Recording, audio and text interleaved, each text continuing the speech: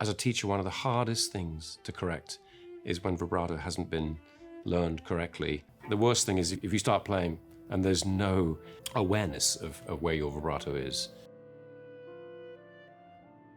The vibrato cannot corrupt the pitch.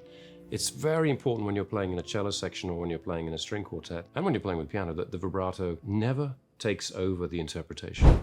The application of vibrato in an artistic way is one of the most important parts of what we do as musicians. And I say musicians and artists, which takes you from being a player to somebody that really is able to use this part of technique in the most important and artistic way. I think it's very hard for some people to turn off their vibrato if they've learnt it in a certain way or in a sort of habitual way, and to be able to use it when called for in the right way. So when we practice, as I've shown you in scales, we have to be able to play non-vibrato or with a little bit of vibrato, and we have to think how much, what is appropriate. So instead of just vibrating because you feel like it, play the phrase without vibrato and then add the vibrato to see if it can really enhance those notes that you feel need it. And I would like to say for the record that not every note needs vibrato. It's very tiring to listen to the same vibrato that's applied in the same way in every phrase, in every movement. And believe me, that happens quite often. Much more interesting is when the vibrato changes and when the vibrato has different amplitudes, different speeds, and is used in a judicious and truly subtle way. A good example would be the opening of the Brahms Piano Trio Opus 8. I'll play it slowly, but if I wanted to think about the phrase shape,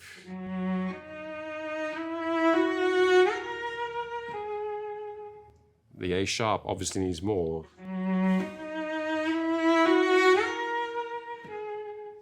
But what about the passing notes? That's heavy if I vibrate every note.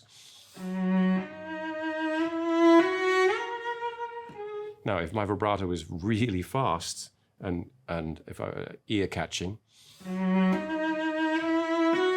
and there's not vibrato on that note, then it sounds sort of imbalanced.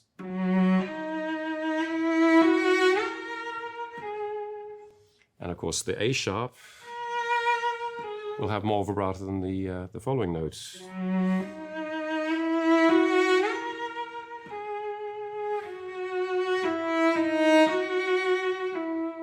So there's subtle things happening all the time. Less stress, maybe none here. None. Yes, less, almost none. So I'm constantly thinking, how is the vibrato going to help me shape that phrase? I would play it first without any vibrato.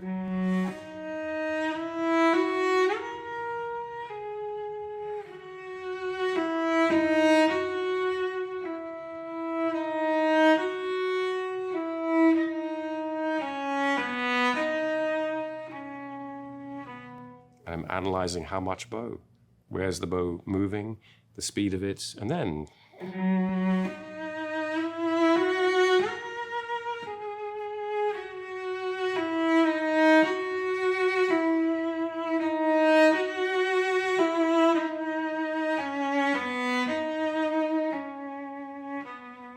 new phrase.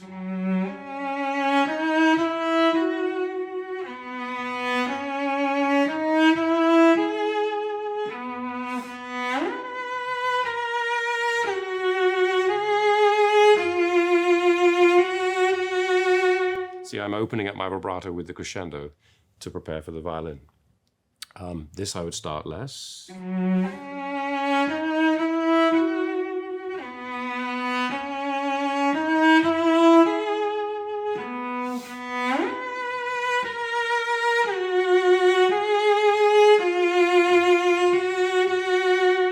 Now, to take in isolation the idea of the different width of the vibrato, simple exercises that you can do. You can just invent these, but I do something like this.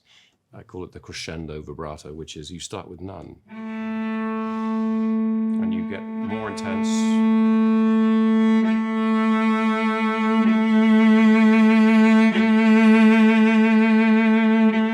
And we go back.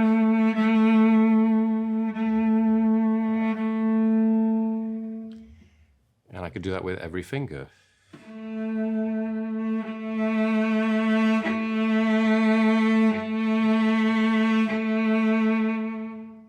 Sometimes you could start thinking, I mean, the vibrato begins in the finger and then it travels down the forearm.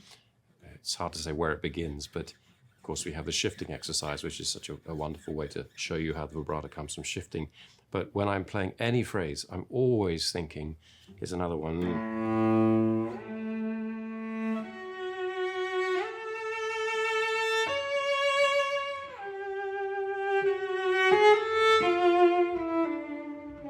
If you started,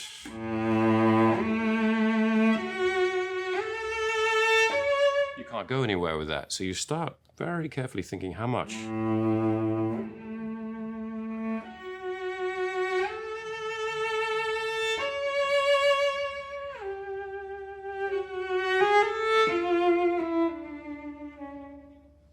Think about that and listen to singers and the way in which the bloom helps the voice open up and travel in a hall at the peak notes. Often when we're shifting into the thumb position for the climactic note, that's often going to be a third finger. So make sure you practice that. If you want to practice like this,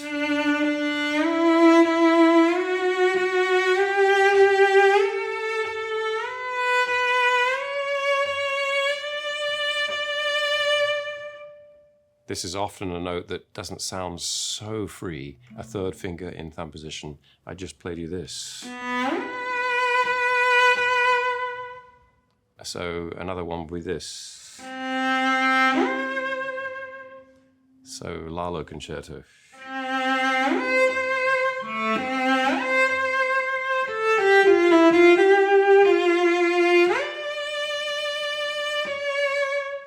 So make sure that you're able to find the freedom to the vibrato up here. So if you want, take time to practice just your third finger in scales. And notice if it's free here.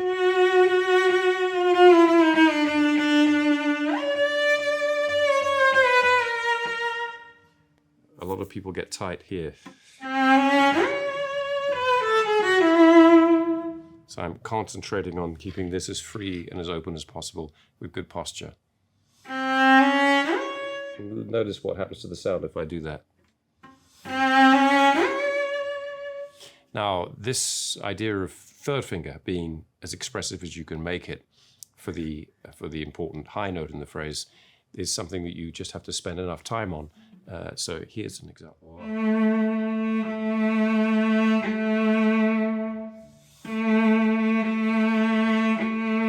No difference in the quality between each finger.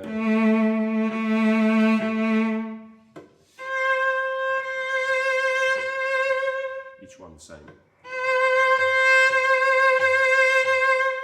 Same goes for fourth finger. So practice.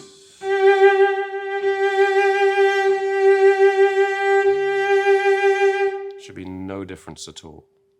So a relaxed and free vibrato is obviously desirable for all string players and vocalists.